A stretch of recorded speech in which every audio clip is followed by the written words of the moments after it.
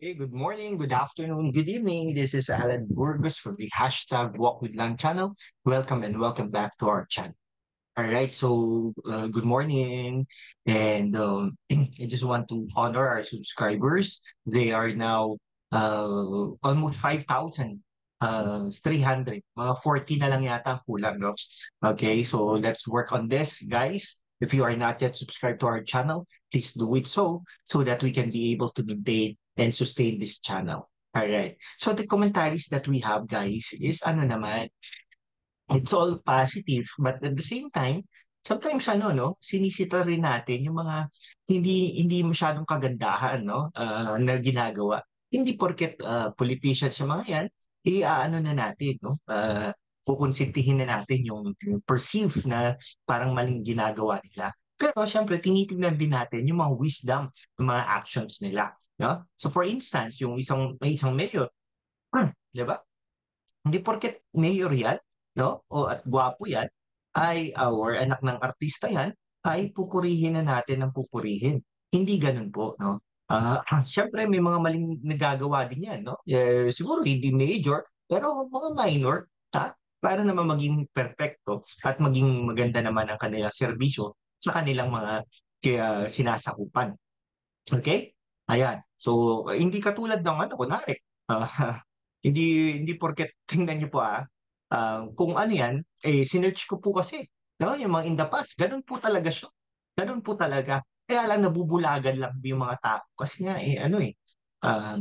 basta, ah, mahirap po rin,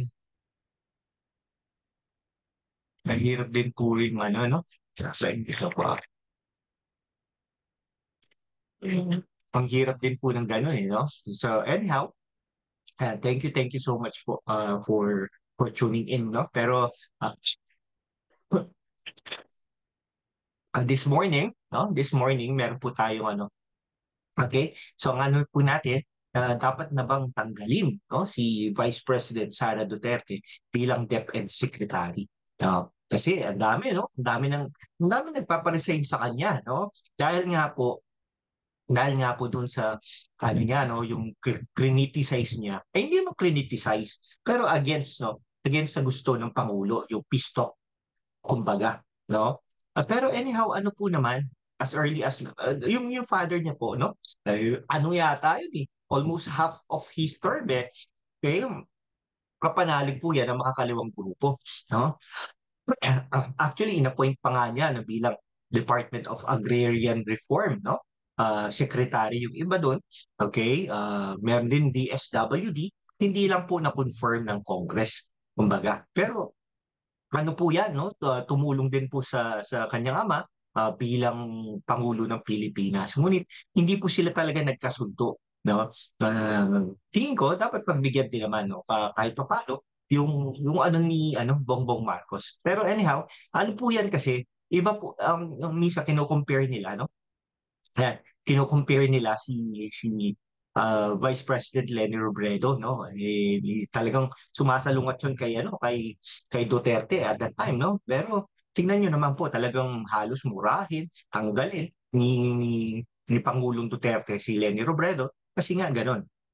Okay? So, um, ayun. Tapos kino-compare din po siya sa yung isang secretary, no? Secretary, ay undersecretary yata ng finance, no? Na pinag-resign, tinanggal kasi meron siyang parang critical, no?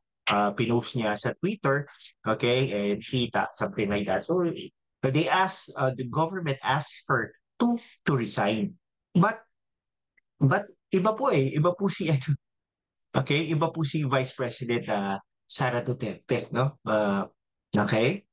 Iba po si Vice President Sara Duterte at saka bilang DepEd Secretary. Okay? So, ano po rin yan, no? Vice Chairperson ng NTF-ELCAC, no? Yung nag-ano po ng mga ano no, ng mga gumagawa po ng program para pahinain po ang makakaliwang grupo, no? Pero tingnan niyo po to ha. Bakit ko po ba sinabing iba si Vice President Sara Duterte, no? Unang-una po, ang political partner supposedly po supposedly, political partner po ito ni Bongbong Marcos, ni Presidente Marcos. Tumakbo po silang sabay, no? Nanalo po silang sabay, no? Actually, mas lamang pa si Vice President Sara Duterte, no, sa mga boto na nakuha ni Presidente Marcos, no? So ibig po sabihin, no, mas winnable, no, si Vice President Sara Duterte. Ibig sabihin, tingnan niyo po, 32 million Filipinos voted for her, no, or more pa, di ba? Okay? O, tapos, syempre, ang unang inano po, ang ginusto po ni Sara Duterte ay Defense Secretary. O, pero syempre, matalino naman si Bongbong Marcos, hindi naman niya inappoint si Sara Duterte bilang DND Secretary, sorry. DND Secretary. Bagkus, inappoint siya bilang Deputy Secretary. And I believe, nagpe-perform naman ng maayos at masipag naman talaga ito si Sara Duterte. No? Nagtatrabaho para sa bayan. Okay? Ayun. Tapos ang ano niya, sinabi niya in public, no, through her Facebook, with regards siguro baka hindi sila nakakapag-usap or may mga times na hindi talaga ini-entertain Bongbong Marcos with regards to that. Pero iba po no? So, consider po natin si Sara Duterte as yung second highest, no, person, no, second highest position, no, doon sa ating bansa, no. Vice President po siya, no, kapanalig po ni Bongbong Marcos. Kung syempre may mga internal advisors po, no, may mga advisors si Bongbong Marcos. By the way, no, yung ibang mga advisors ni Bongbong Marcos ay galing din po, no, galing din po sa Duterte administration, no. Yan si Anyo, no, National Security Advisor, okay? At saka may isa pa general, no? Yung sa nag-handle naman ng stock, no? So something like that. So galing din po doon, no? So napakinggan na po ni Presidente Marcos yung mga advisors na yun. So siguro outside of his own advisors, okay? Ang dapat pakinggan din ni Bongbong Marcos ay si Sara Duterte. Dahil si Sara Duterte ay kapanalig niya, kasama niyang nangampanya, kasama niyang nanalo, no? Ang ano nun, dapat i-consider niya yung yung ano ni Sara Duterte, no? Yung opinion ni Sara Duterte. Anyhow, para sa akin po, no? Para sa akin po, hindi kailangang tanggalin ni ah, ni ni Bongbong Marcos si Sara Duterte dahil hindi po dapat gano'n, no? Dapat po magkakampi sila mula umpisa hanggang huli, no? Hanggang huli until such time na si Bongbong Marcos ay maging grateful naman, no? Parang form of gratitude na i-endorse si Sara Duterte. Pero malayo pa po yan. Tingnan natin, no? Mukhang po posisyon na rin po talaga ang pinsan niya, no? Makikita niyo naman po yan no? Yung ibang mga speakers in the past, hindi naman po ganyan. Except for Mitra, except for, sino pa ba? De Venecia, yan. Pero yung mga iba po na hindi naman talaga naghangad na tumakbo, wala pong ganyan. No? Wala pong ganyan.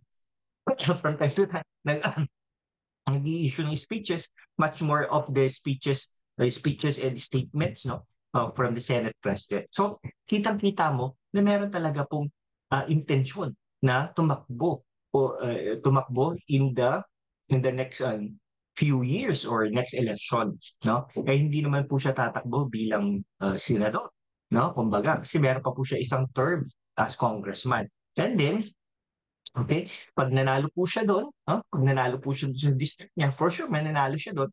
Okay? Aanin niya ulit na speaker naman sa 2025 and beyond. Okay? So doon natin makikita yung action. No? Pero until now, pumupundasyon na yung mga yan. No? So kung ako kay DepEd Secretary at saka kay Vice President Sara Duterte, ha? Solidify mo yung 32 million votes. Okay? 32 million votes. Okay, and beyond, no? So kasi by 2028, madadagdagan pa yan. No? Solidify mo by servicing, no? Giving your best shot to serve the Philippine people. Okay, so until then, Kayo po ba mga kayo po ba mga mga kaibigan ko, no? Ah, dapat bang tanggalin na si Sara Duterte bilang DepEd Secretary ni Pangulong Bongbong Marcos? Kung ano ang inyong komento, mag-comment lang po yan kayo. No, wala pong problema kung negative, against, or positive. Huwag lang po tayo magmumura.